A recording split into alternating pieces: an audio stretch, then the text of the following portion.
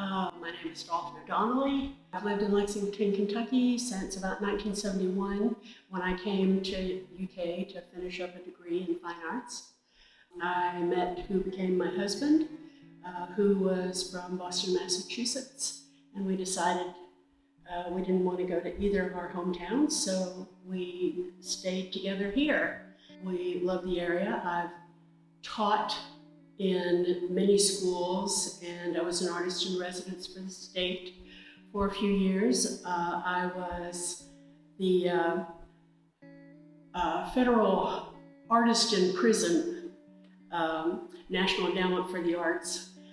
That was my very favorite job. I felt like I used my gifts the most there. I've come to think of myself as an art missionary because I've seen how much it helps.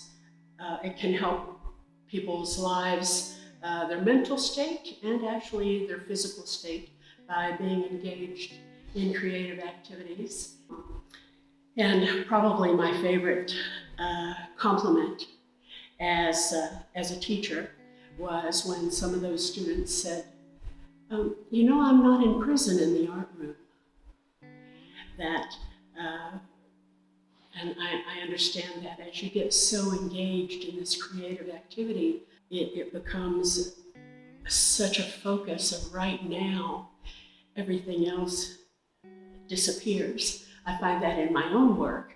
As I focus, I make pictures in my head for everything. So if I'm nervous and upset, I see all this gunk building up sort of in my spine. And as I work, and the freedom that that brings with it, I feel like that cleans out all that gunk, and I'm really open and clear then. And for me, I hope sometimes that also allows the possibility of something bigger than myself working through me in that clarity.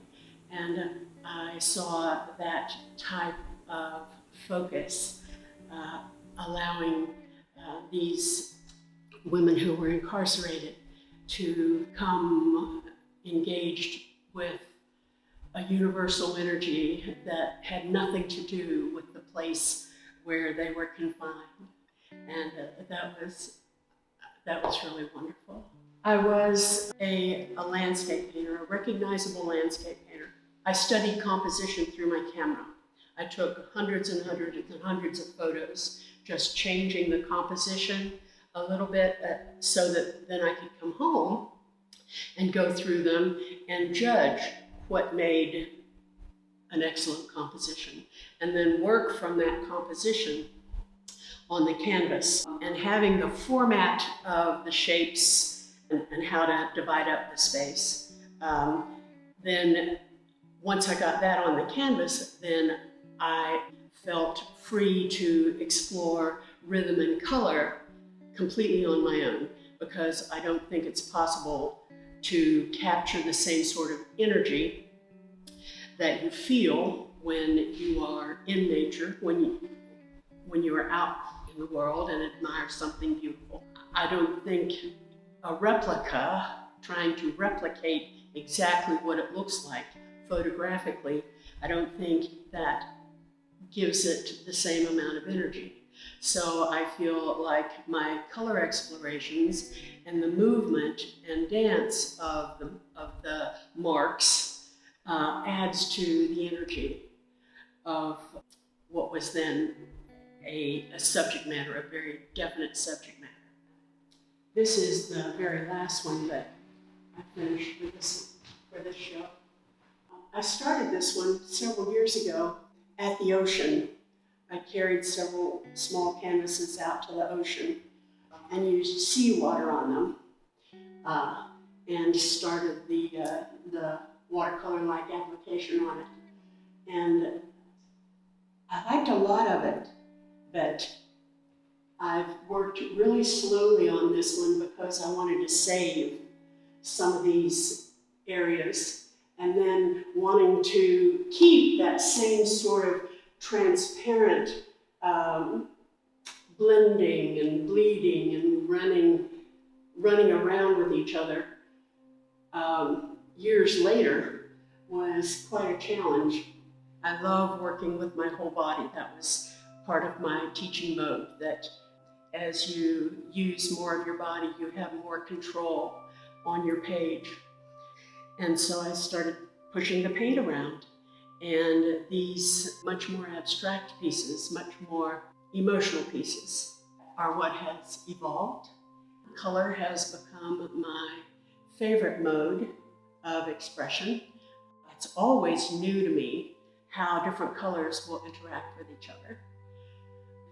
All of it, I hope, expresses some essence of joy.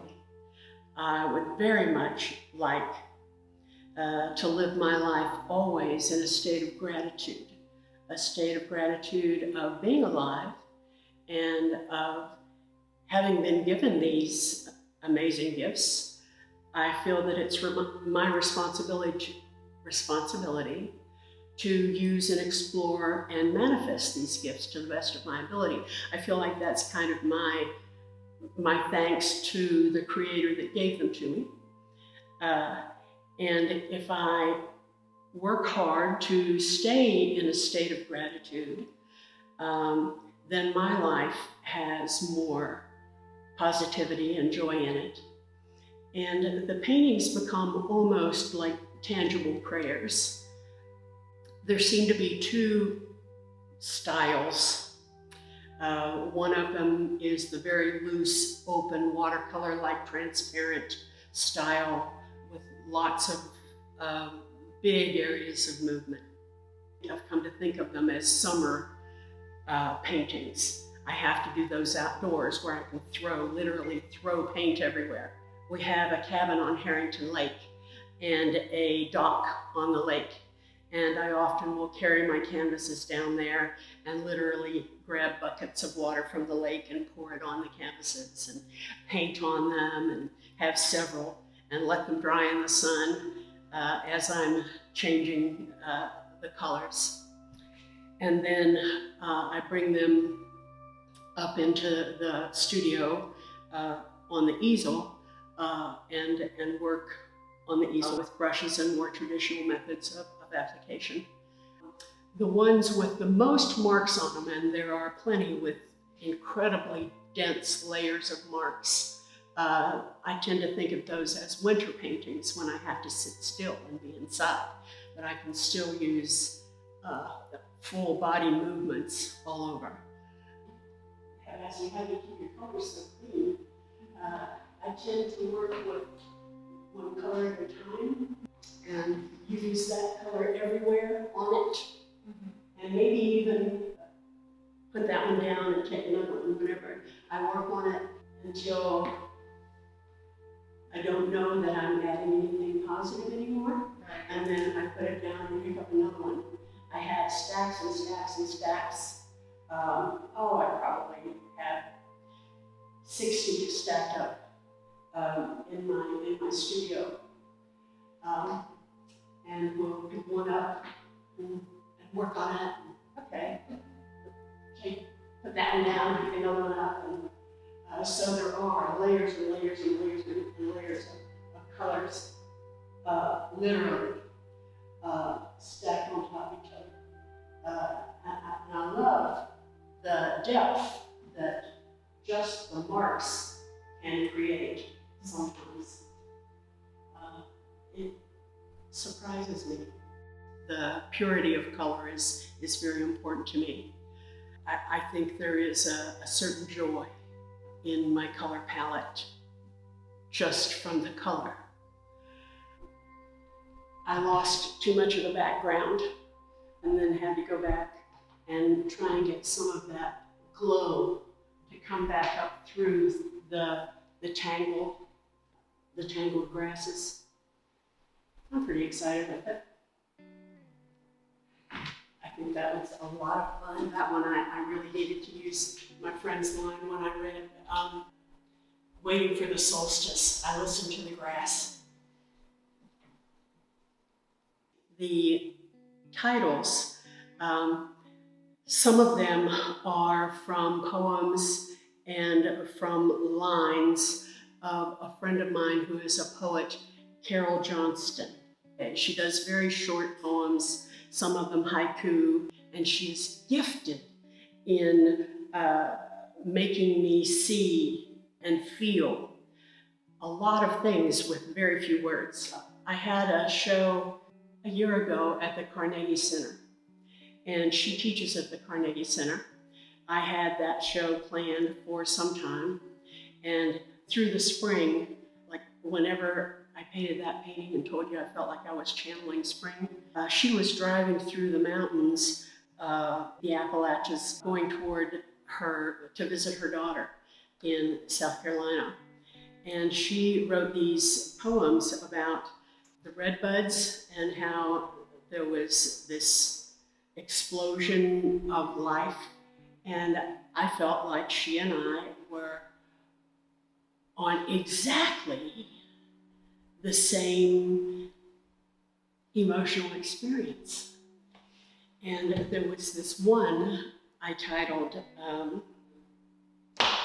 The Spiritual Nature of Grass. And I feel like a lot of my pieces have grasses in them, masses of grasses. Like that one over there feels like I'm walking through sand dunes on my way to get to the ocean.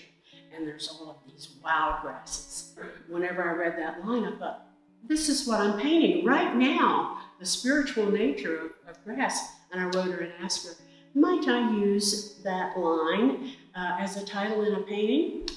And she said, absolutely, I would love that. And so that evolved into a collaboration. For that show, I used a line of her poems, or occasionally I used a whole poem, her entire poem, in this collaboration. This one, there was a line of hers talking about the jade green dragon roaring into spring. And I had happened to see a jade green dragon in this painting. And so that helped me want to make a collaboration with her. So this time, there may be one or two here that were also in that show. Logan Dennison came to my house and went through all of my paintings and chose these over 2 Februaries. But as I came to title, there were 42 pieces. To title them, I didn't always have a title ready in my brain as I was painting it. So I asked Carol, would it be all right if I look through some of your paintings and some of your poems and see if some lines resonate with me in combination with the paintings? And she said, oh, I would love that. I would be honored. I mentioned before that art is a universal language that can speak very directly to us across time and across places. And I feel that through my art and through my creativity and many people's expression, creative expression, that we tap into a very positive energy that we can tap into.